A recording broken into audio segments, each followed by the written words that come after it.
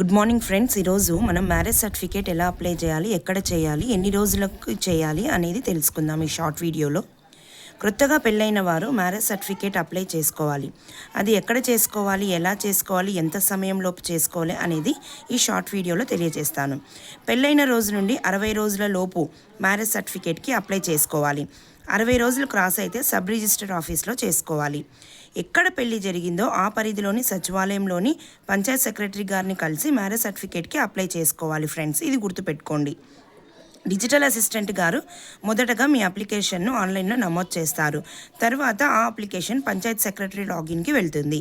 Panchayat secretary దగ్గర మీ application final అవుతుంది friends. ఇది గుర్తుపెట్టుకోండి. ఈ మ్యారేజ్ సర్టిఫికేట్ అప్లై చేసుకోవడానికి కావలసిన పత్రాలు: పెళ్ళికొడుకు మరియు పెళ్ళికూతురు యొక్క ఆధార్ కార్డులు, పెళ్ళికొడుకు యొక్క బియ్యం కార్డు, పెళ్ళికొడుకు మరియు పెళ్ళికూతురు సైడు ఇద్దరి సాక్షులు కావాలి.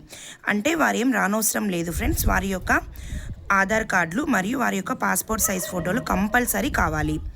అవి అప్లోడ్ చేయాలి. నెక్స్ట్ పెళ్లి కార్డు, పెళ్లి ఫోటో, పెళ్లి కొడుకు మరియు పెళ్లి కూతురు ఇద్దరు ఆధార్ కార్డులకి ఫోన్ నంబర్ లింక్ అయి ఉంటే పెళ్లి కొడుకు పెళ్లి కూతురు ఇద్దరిట్లో ఒక్కరు వచ్చినా సరిపోతుంది ఫ్రెండ్స్. ఓటీపీ ద్వారా ఈ అప్లికేషన్ను ప్రాసెస్ చేయొచ్చు. ఇద్దరు వెళ్ళనవసరం లేదు.